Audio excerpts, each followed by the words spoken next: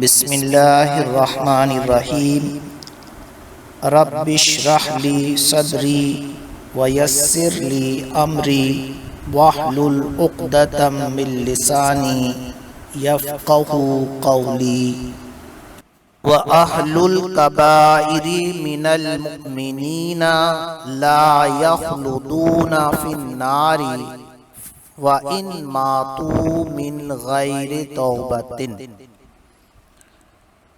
اس عبارت میں ماتن اہل حق، اہل سنت اور معتزلہ کے درمیان ایک اختلافی مسئلے کو بیان فرما رہے ہیں۔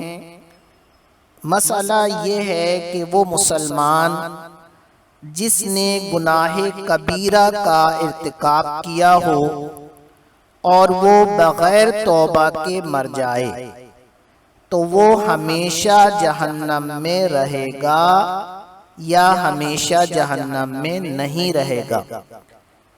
اس بارے میں معتزلہ کا پوائنٹ آف ویو یہ ہے کہ وہ ہمیشہ جہنم میں رہے گا، جبکہ اہل سنت کا نقطہ نظر یہ ہے کہ وہ ہمیشہ جہنم میں نہیں رہے گا۔ متن میں اہل سنت کے موقف کو بیان کیا گیا ہے وَأَهْلُ الْكَبَائِرِ مِنَ الْمُؤْمِنِينَ، اور مومنین میں سے اہل کبائر لا یخلدون فی النار، ہمیشہ جہنم میں نہیں رہیں گے، وَإِن مَاتُوا مِنْ غَيْرِ تَوْبَةٍ، اگرچہ بغیر توبہ کے مر گئے ہوں۔ شارح نے اہل سنت کے موقف پر 3 دلیلیں بیان کی ہیں۔ پہلی دلیل سورۃ الزلزال سے لی ہے۔ رب کریم ارشاد فرماتا ہے فَمَن يَعْمَلْ مِثْقَالَ ذَرَّةٍ خَيْرًا يَرَهُ۔ حضور سیدی اعلی حضرت رضی اللہ تعالی عنہ نے اس کا ترجمہ فرمایا تو جو ایک ذرہ بھر بھلائی کرے اسے دیکھے گا۔ اس آیت سے اس طور پر دلیل لی گئی ہے کہ نفس ایمان بھی عمل خیر ہے۔ نبراس میں مسلم شریف سے ایک حدیث نقل کی گئی ہے کہ حضرت ابو ہریرہ رضی اللہ تعالی عنہ نے فرمایا رسول اللہ صلی اللہ علیہ وسلم سے سوال کیا گیا ای الاعمال افضل، تو حضور صلی اللہ علیہ وسلم نے فرمایا الایمان باللہ، افضل عمل کون سا ہے؟ تو آپ نے فرمایا اللہ پر ایمان لانا۔ اس حدیث سے معلوم ہوا کہ نفس ایمان بھی عمل خیر ہے، اور آیت کریمہ میں فرمایا جا رہا ہے وَمَن يَعْمَلْ مِثْقَالَ ذَرَّةٍ خَيْرًا يَرَهُ،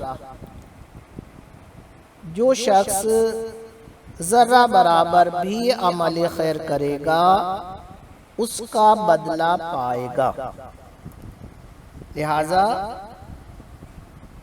آیت کریمہ کی روح سے ایمان کا بدلہ بھی دیا جائے گا۔ اب یہاں پر 3 احتمالات ہیں، 3 صورتیں ہیں۔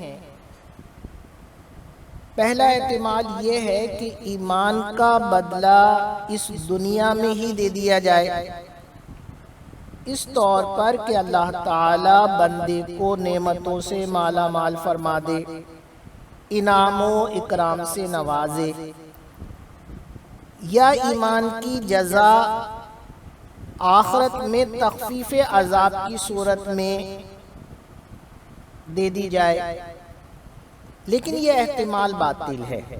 کیونکہ حدیث شریف سے ثابت ہے کہ ایمان کی جزا جنت ہے۔ مشکوٰۃ شریف میں حضرت عثمان بن عفان رضی اللہ تعالی عنہ سے روایت ہے، رسول اللہ صلی اللہ علیہ وسلم نے فرمایا، من مات وهو يعلم انه لا الہ الا اللہ دخل الجنۃ۔ جو شخص اس حالت میں مرا کہ وہ جانتا ہے کہ اللہ کے سوا کوئی معبود نہیں، وہ جنت میں داخل ہو جائے گا، وہ جنت میں داخل ہوگا۔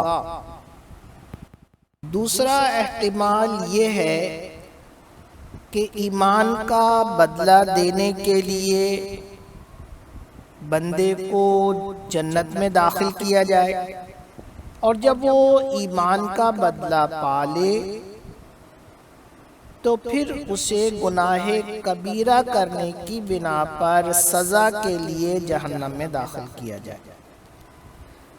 یہ احتمال بالاتفاق باطل ہے، کیونکہ اس بات پر اجماع ہے کہ جسے ایک مرتبہ جنت میں داخل کر دیا جائے گا تو پھر وہ ہمیشہ جنت میں رہے گا، اسے جنت سے نہیں نکالا جائے گا۔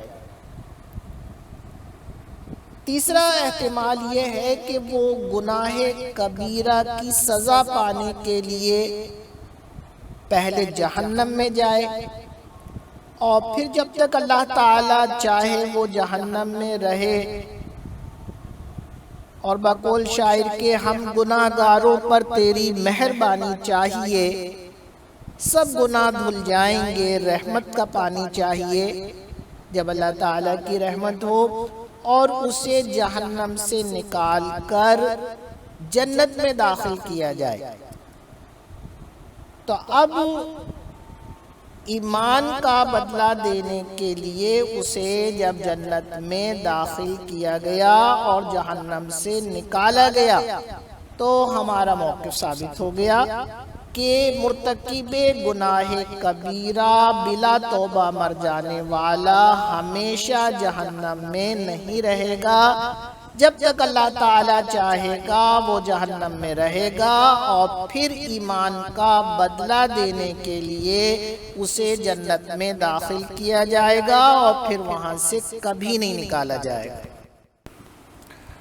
تیسری دلیل یہ ہے کہ خلود فی النار، ہمیشہ جہنم میں رہنا، ایسی سزا ہے جو اعظم العقوبات ہے، یعنی سب سے بڑی سزا ہے، اور یہ سزا اعظم الجنایات، سب سے بڑے جرم یعنی کفر کی سزا ہے۔ کافر ہمیشہ جہنم میں رہے گا، تو جو کافر کی سزا ہے وہ غیر کافر کو دی جائے، یہ عدل نہیں ہے، کیونکہ مقدار جرم سے زیادہ سزا دی جا رہی ہے، اور گناہ کبیرہ کا ارتکاب کفر کی نسبت چھوٹا جرم ہے، لہٰذا اس کی سزا خلود فی النار نہیں ہونی چاہیے۔